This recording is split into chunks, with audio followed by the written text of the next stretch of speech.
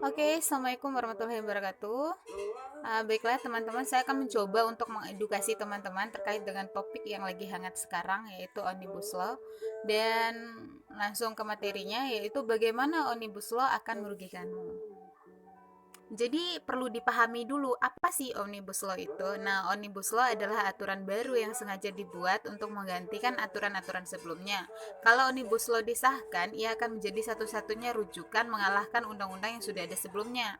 Nah, RUU Omnibus Law yang kontroversi di Indonesia yaitu memudahkan investasi di Indonesia, diantaranya adalah RUU Cipta Lapangan Kerja, RUU Perpajakan, dan RUU UMKM. RUU Omnibus Law ini sudah berada di tahap pembahasan dan satu langkah lagi akan mencapai tahap pengesahan menjadi undang-undang. Namun, banyak yang masih belum paham bahwa RUU ini sangat berbahaya bukan hanya untuk kesejahteraan buruh tetapi seluruh masyarakat Indonesia yang bekerja di perusahaan.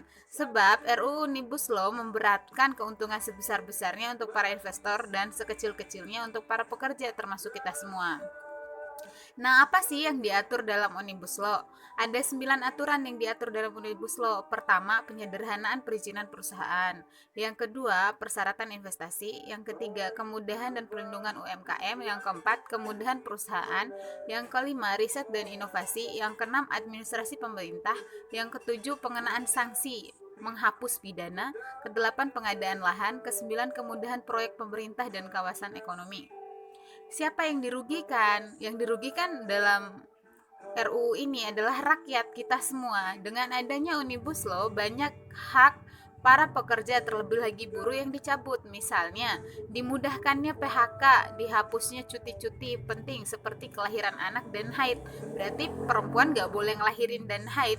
Jumlah pesangon yang diturunkan, dipermudahkannya pemutusan kontrak kerja dan dibataskannya hak untuk berserikat karena harus kerja terus-menerus untuk mencapai target yang ditentukan oleh perusahaan. Di atas itu, upah pekerja diubah menjadi per jam yang membuat pekerja dilihat sebagai mesin produksi. Berarti apa bedanya manusia dengan robot?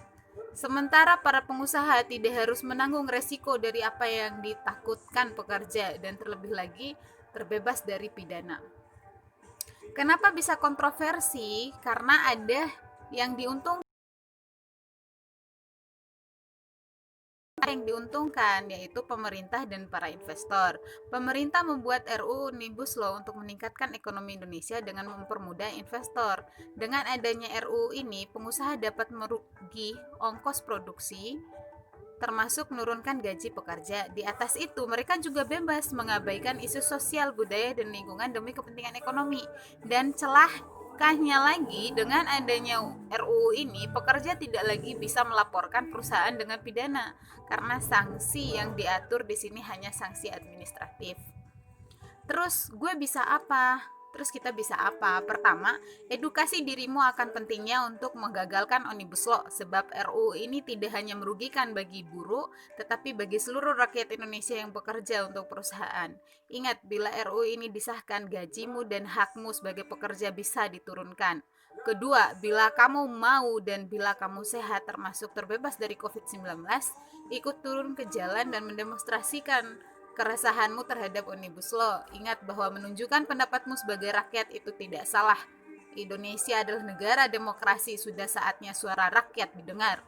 Ketiga, sadar bahwa Omnibus Law memiliki kekuasaan untuk merusak lingkungan kita. Masih mau lihat hutan terbakar dan mengakibatkan sesak nafas? Gak mau kan? Jadi yuk, peduli sama masa depan kita sebagai satu negara dan turun berpartisipasi dalam demokrasi negara kita. Oke, sekian edukasi dari saya, semoga bisa dipahami ya. Referensinya dari Panduan Memahami Omnibus Law. Terima kasih. Assalamualaikum warahmatullahi wabarakatuh.